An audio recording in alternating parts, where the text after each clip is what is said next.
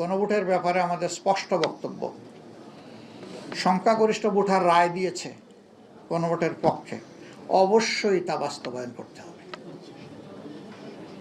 এর কোনো ব্যতিক্রম আমরা দেখতে চাই না।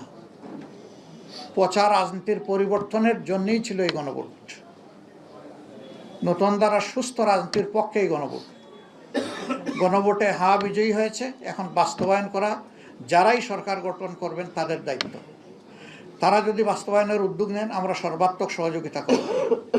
কেউ যদি এড়িয়ে চলতে চান, আমরা এ বিষয়ে অবশ্যই আমাদের কণ্ঠ থেমে থাকবে না।